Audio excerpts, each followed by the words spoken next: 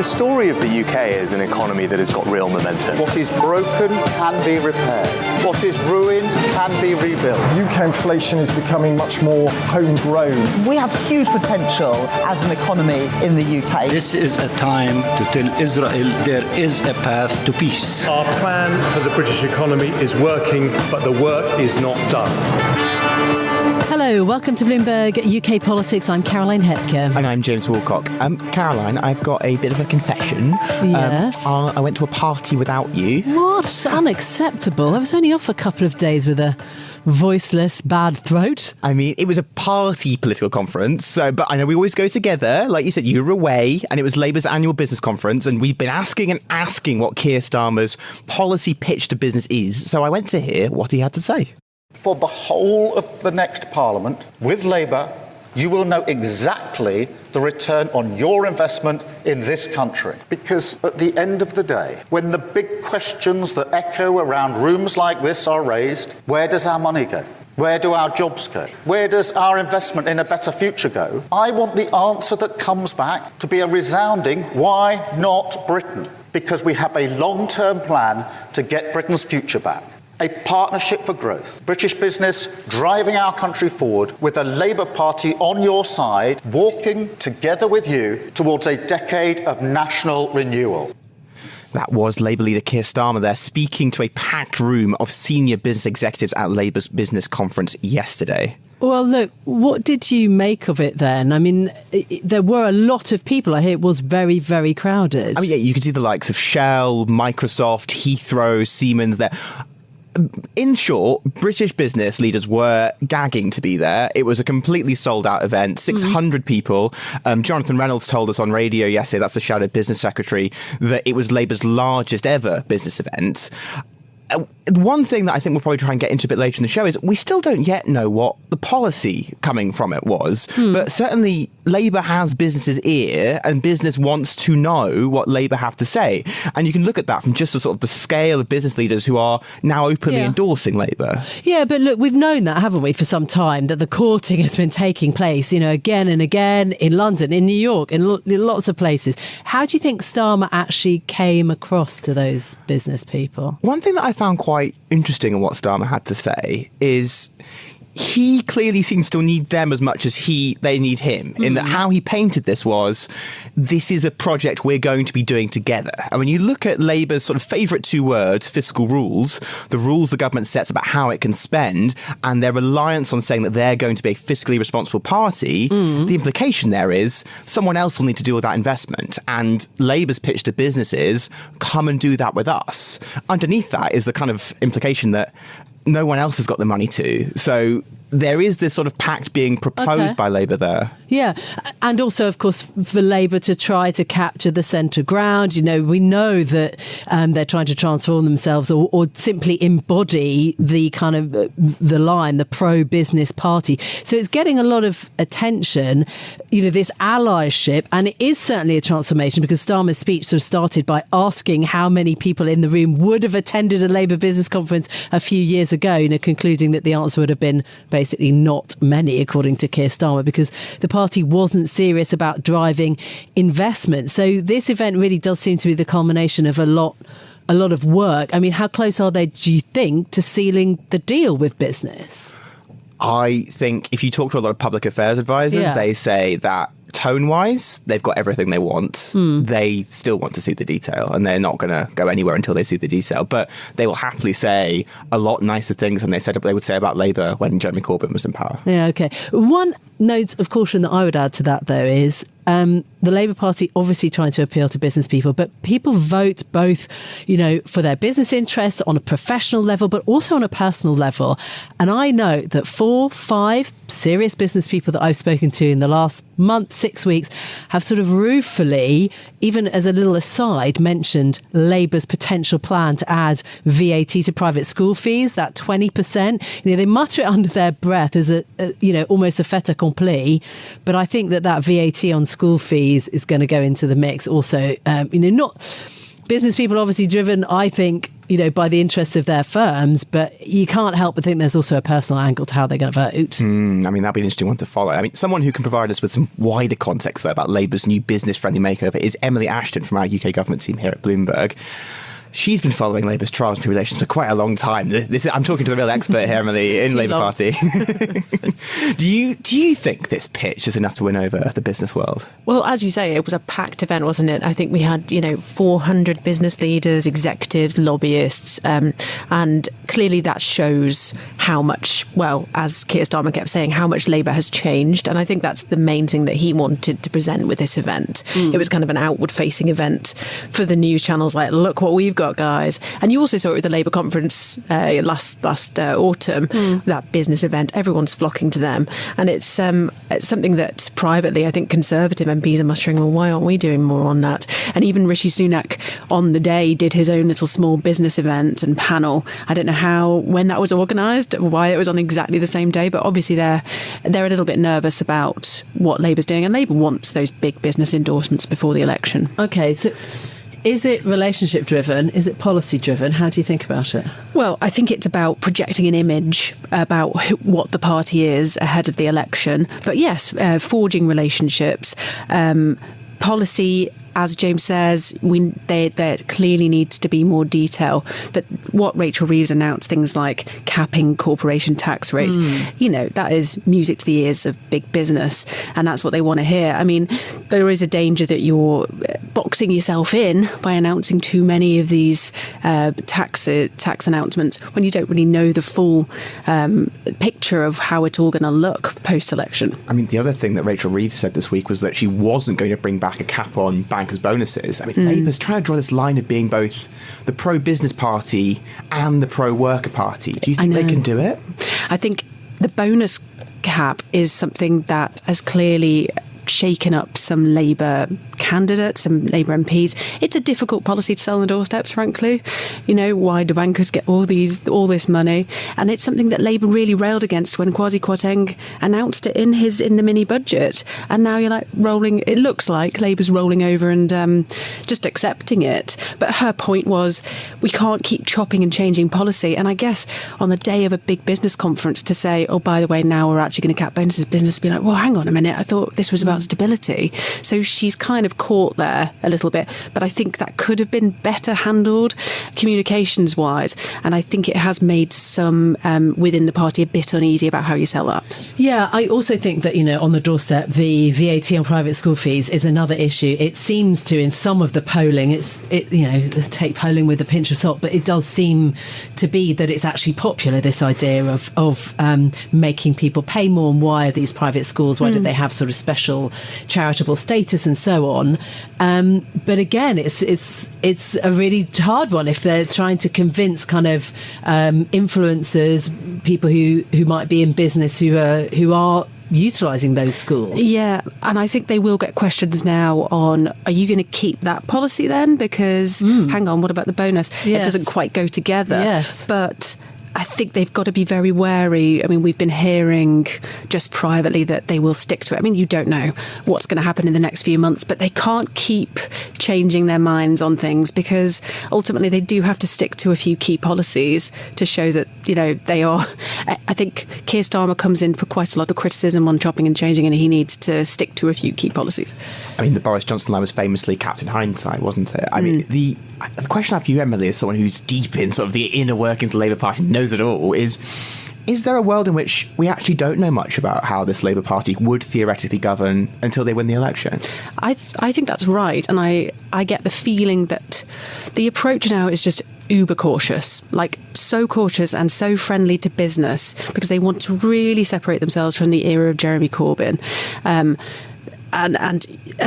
that, to some people on the left, is like, oh, come on, well, what are you going to do differently? But actually, they see the voting public, as socially conservative with a small c.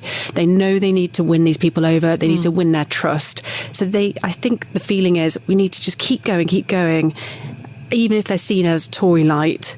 get into power, because that's ultimately just centrist governments, centrist parties have more chance of getting into power. And then once they're in, who knows? Things can change. And as you say, workers' rights is another issue where businesses are going to be a bit, where's the detail? What are you going to change on workers' rights? They've said they're going to help workers with more rights in business. What does that mean for business leaders? But I could see that they're probably going to leave that for when they're in power to put the detail on that. Yeah. And you might see something more radical then, because then they're in. Yes. And so to the question also then, is there a danger of sort of cronyism, as it were, for the Labour Party? I mean, that's the accusation against the Conservative Party right now, for the pandemic era contracts, for the kind of VIP fast lane, and for cronyism in other spheres also to do with public life.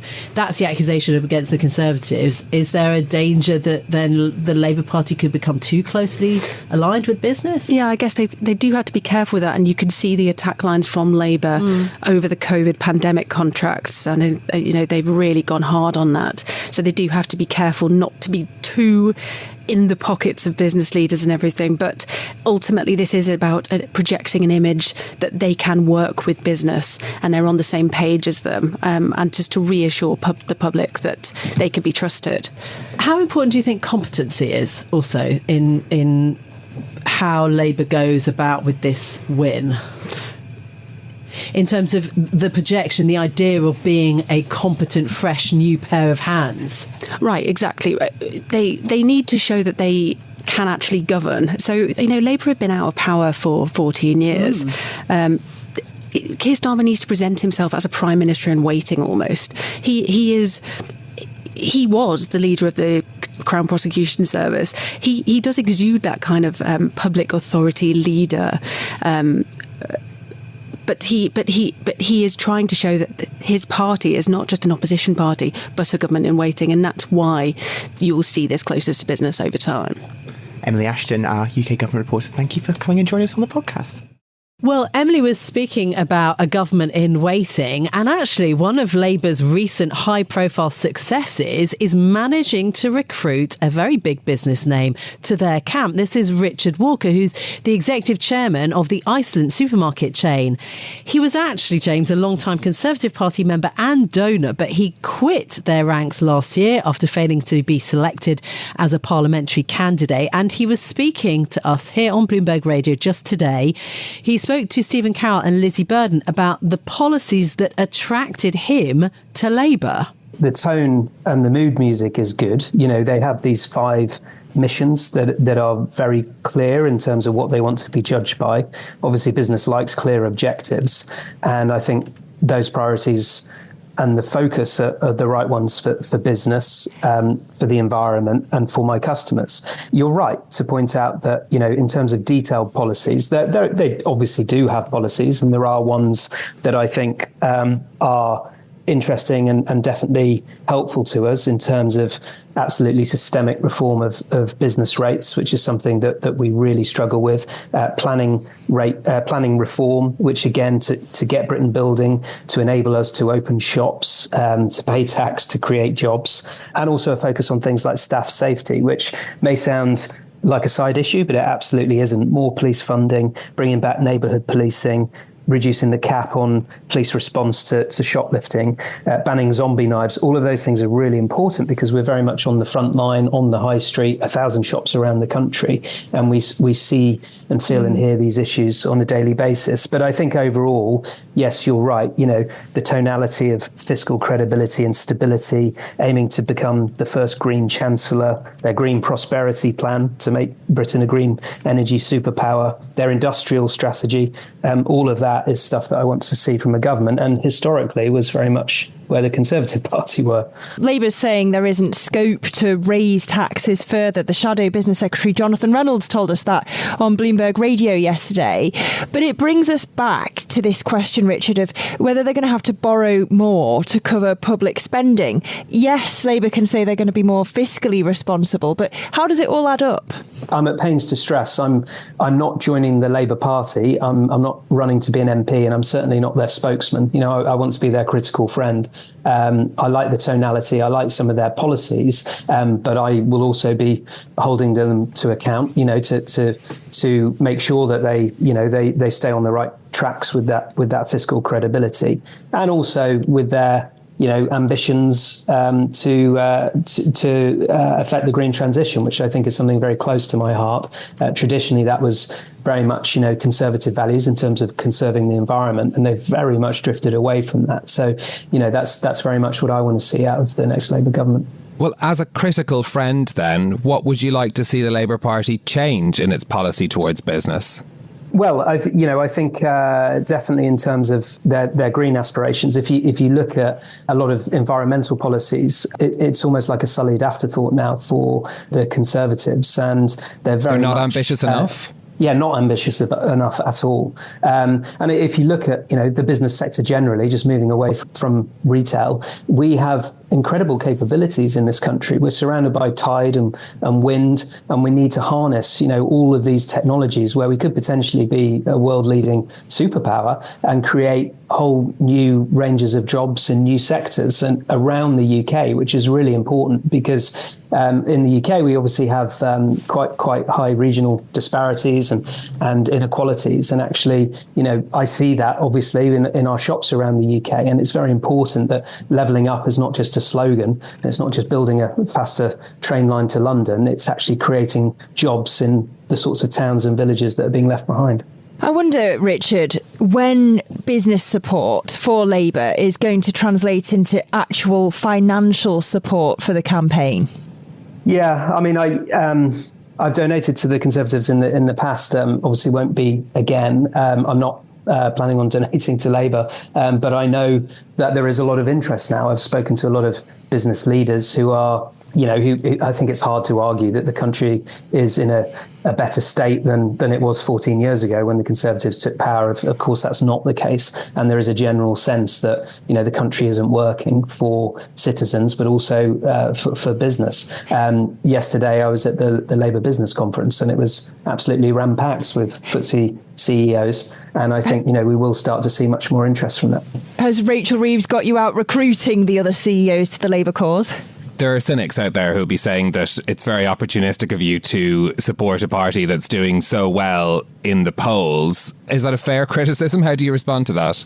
Well, yes, I've obviously left the Conservatives and are very much aligning myself with Labour. So, people have said, is it sour grapes or is it opportunism or whatever? But what's really interesting is that my values and principles haven't changed.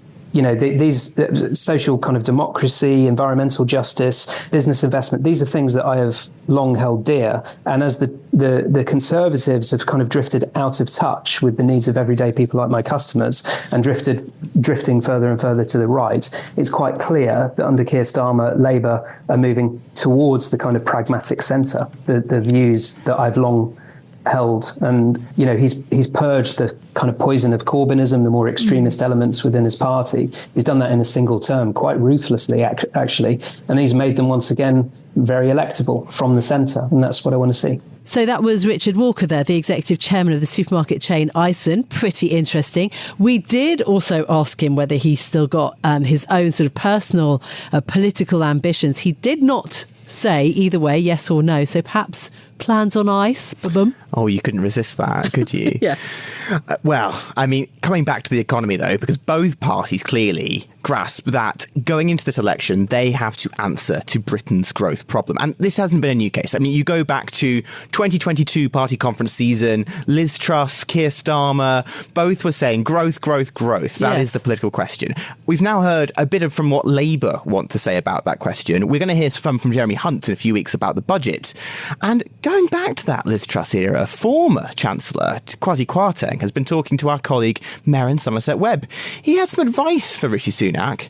You may not be surprised. It all comes back to taxes. Have a listen to this. I think the tax burden is something which he has to look at. I'd be amazed if after the budget this year we don't see some tax cuts, because essentially if they don't cut taxes, I think you're essentially running on the same programme as the Labour Party. But it'll be nitpicky, won't it? I mean, I don't know. I mean, it could be quite radical. He's had a whole year to plan that, and who knows? Maybe they've been working behind the scenes to reform our tax code. I doubt it. I think it will be, as you say, a bit sort of nitpicky and piecemeal, but we don't know that. I mean, I think it's worth saying that Kwarteng backed tax cuts before he came to power. He then tried to enact them. And even after the disastrous mini-budget and the IMF intervening, he still thinks they're a good idea now. So it's not a surprise that he thinks Sunak should be doing them. For me, what I really took from that is it's his statement that tax cuts are the big dividing line between Labour and the Conservatives going into the next election, which, given what we've heard from Richard Walker, this implication that Labour have quite successfully taken the Tories' turf. Yeah, but look, slightly tearing one's hair out about the idea of kind of radical tax cut policies given his disastrous and short-lived tenure. But yet, you have to balance that with the acknowledged productivity issue that Britain has, the acknowledged growth problem that the UK has. And so, speaking to sort of fertile ground amongst business leaders who obviously want that to happen, for there to be a much more positive case made for the UK. But look, Kwasi Kwarteng, Chancellor at the time, interesting to hear what he had to say to Merrin, his retrospective on that time, his time as Chancellor, simply that they went too quickly when it comes to tax cuts. Have a listen to this. We took it too fast. And even at the time I was reticent, was that we discussed spending plans. In fact, I think Simon Clarke publicly said that we were, all through the leadership campaign, we were looking at spending restraint and savings. And I think looking back, and even at the time, I thought it would be a better idea to present the tax cuts with some spending restraint. Because there were a lot of tax cuts. I mean, that was lot up front, taking away 45p, corporation tax, etc. 45 billion on the scorecard. And of course, that was on top of the energy intervention, which was scored at about 60. And I think, understandably, markets were concerned, got concerned. Looking back, and we discussed it at the time, I think the expansion should have been less than 45 billion. If we'd stuck to what Liz Truss had campaigned on, namely the not increasing corporation tax from 19% and also getting rid of the NI, that was scored at 35 billion. And along with the 35 billion, we should have presented some savings. Now, these aren't cuts. They're slow the reductions in the rate of growth. For mathematicians out there, it's the first order. It goes down.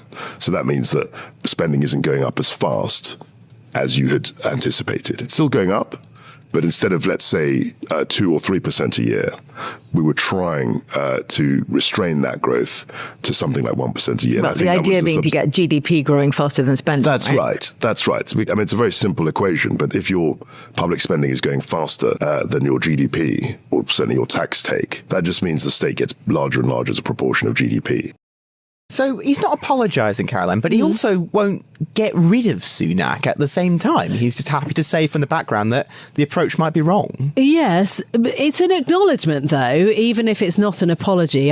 But I get your point. Yes, backseat driving from somebody who basically crashed the car. I know that sounds harsh, but it is surely true. Running up against the UK's bond markets, that was an immensely difficult moment. Well, you say that, but then as someone who was at the business conference yesterday, yes, it's fascinating quite how much of some of his thinking survives on in Rachel Reeves. I put to you the banker's bonus cap was scrapped by Kwasi Kwarteng. She refused to reinstate it. And in this big corporate tax cut freeze that she announced, she purposefully did not set a targeted level. She said it's going to keep it stable at 25%, but left open that she could lower it to make the UK competitive in the G7. So there is this idea that lowering taxes for corporations might make the UK more competitive. Yes, but one can also argue the other point, that has to be done for the UK's, as you say, competitiveness. Look, Kwasi also does say that it will be very, very tough. What is happening now in terms of the current Prime Minister and policy, partly because of the Conservatives' own inaction. I think this is a really good point on rolling back regulation, something that the Conservatives have promised, but Kwarteng says basically hasn't been delivered. Have a listen. I mean, I hate to say this, but I think a lot of it is to do with, what's coming next. So for the last year, pretty much, Labour have been clear favourites to win the general election. And I think a lot of people are worried about the effects of a Labour government, which is going to raise even more taxes. Although, to be fair, this discount has been there since 2016. The discount has been there before, but it's made of different elements. So I still think that that's still a bit of an overhang. I think immediately after 2016 until relatively recently, the regulation. I mean, we kept saying, we're going to get rid of Solvency II, we're going to liberalise. We just didn't do it. Didn't do those things. And we should have done those things much sooner.